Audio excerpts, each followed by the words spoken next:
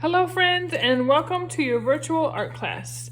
Today I am filming this way because I'm having some technical issues with my computer, so I'm using my phone. So you're just going to see my hands today, and I hope you're okay. Alright? I hope you had a wonderful weekend and got out in the beautiful weather and did something fun. So, remember last week we talked about graffiti and tags. And tags are the signatures that graffiti artists leave behind. And it could be their real name, could be their nickname. And we were creating something similar, although we weren't using spray paint. Again, you could use your real name or you could use your nickname. It's all up to you. Well, I've colored mine now, and I just want to show you a little bit about what I did before I get started with the painting process. So what I did is I outlined my lines in Sharpie marker because I really wanted my name to stand out. So I did that first because I know that the Sharpie marker is waterproof and it won't run away. Then I outlined my name in one color with my washable Crayola markers. You don't have to use just one color, all right? But bear in mind, sometimes when you mix certain colors together, so for example, like green and red, you're not going to get a super desirable color, all right? So you want to kind of think about color families.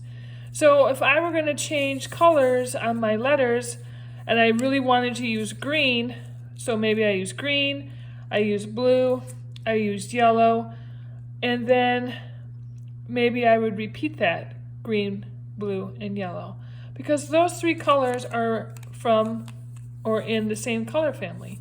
Blue is a primary, yellow is a primary, and together they make green. So you know that they're in the same color family. You could also mix blue and green together, which I've done, and I'll talk about a little bit later. So I outlined in one color with the Crayola marker. Then what I did is I took my crayon and I traced around the lines that I had drawn earlier. If you remember, we drew lines kind of making a little path around our name, and I went around that in a dark blue, and I did the same with the other line in this turquoise color. And between that, I colored with blue and green because I wanted to make kind of a turquoise color. Then inside here I used my yellow Crayola marker to put down some color. And again, I just used the side of my marker to try to get that color down, right? So that it will show up a little bit later.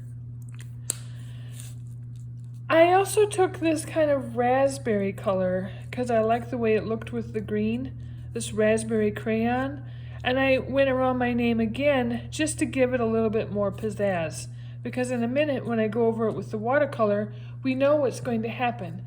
There's going to be a resist created by the wax crayon.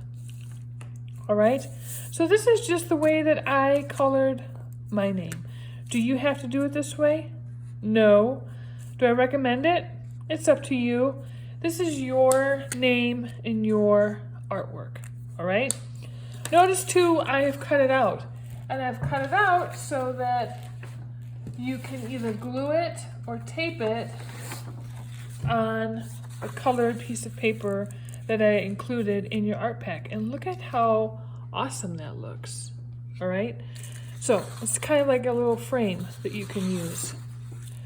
All right, so let's get to the painting part. And we've done this before, so I know you guys are experts. I have my cup of water here, and I have my Q-tips. And what I'm going to do is I'm just going to dip those in. I'm going to start, and I'm going to work from the inside and then work out. All right? Now remember, later on, if you decide you need to add more color, all right, you can do that. And you just have to wait for it to dry, all right, before you can get in there and add some more. So I'm just using my Q-tip and painting these. I'm kind of just tracing around the outside because I kind of want to keep the outside dark to kind of give it that kind of cool spray painty look to it. And also so that it kind of really highlights my name. So I'm just going to continue to go around just like that. And every once in a while I gotta get some more water and just continue to paint. You guys, I have just fallen in love with my Crayola markers since last spring when we first started doing this. I just love that you have the option of using them as markers, which is great, but even cooler as watercolors. I mean, who would have thought, right?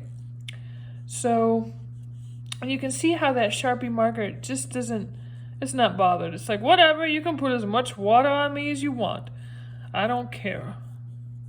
So I'm going to keep painting this, all right? And you can see now how that raspberry color is kind of shining through and working as the resist for the other, from the other color green, from the watercolor. Whoops, I just flung my Q-tip.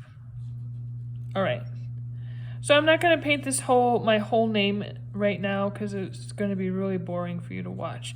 All right, so let's pretend I finished my name. All right, now I'm going to go to the I'm going to go to the outside, and I'm going to start painting that yellow. And what's going to happen is that kind of cool neon yellow is blending in with the green a little bit and kind of making a funky look to the background. I just love it.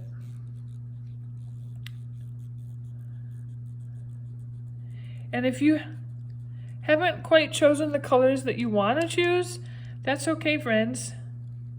Right? You can always go back and change things and adapt. If there's anything this pandemic has taught us, is that we are adaptable creatures and we can do hard things. So I'm just going to keep painting away here, painting. And again, I'm not going to paint this whole background in front of you because boring. All right, so here we go. I'm just going to paint this little last part because I'm a little bit obsessed.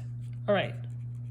And once again, if I feel like I need to add color later, I'll do that. You want to make sure that you let it dry. Now, one thing I noticed, like you might not be able to see it right in here, I started to scrub a little bit with my cotton swab. You do not want to do that because what will happen is you'll start tearing the paper, and that is unfortunate. All right, so now I'm going to go down here, and here I mixed this blue color with this green color, and I'm hoping to get kind of a turquoisey color. All right, so I'm just going to go and see what happens, and I am kind of really loving what I see here. Again, I use my wax crayon to kind of create some texture there and create that nice resist. And those two colors are just bleeding together. Oh, I like that. And it kind of gives a nice dark edge to my name to make everything stand out just a little bit. And some yellow snuck out there. I don't know who put that there. All right. So I'm just going to keep going all the way around until I have kind of like this nice border. Now when I finish coloring, I'm going to let it dry completely. I'm going to re-evaluate and see if I need to add any more color. Or if I have to make things a little darker, like maybe around my name. But I kind of like what's happening there with the way it's kind of bleeding out, but still staying dark. I still think you can see what's happening, all right? And once I'm happy with it, then I will tape it or glue it to this piece of paper, all right? when I'm gluing or taping it, I don't need a huge amount of tape or glue, and I want to make sure that I'm not going to see either. So you just want to put it on the edge, all right? Just kind of trace around if you're gluing it. It's really great if you have a glue stick. And if you're taping it, just bubble your tape in a few spots and put it and hang it up and hang it in your room or put it on your room door. It's just a nice way to kind of tag where you are or where you've been. All right? Friends, I hope you have a wonderful day. This is our last art lesson until we come back from fall break. I hope you have a wonderful, wonderful vacation, and I will see you again in October. Bye.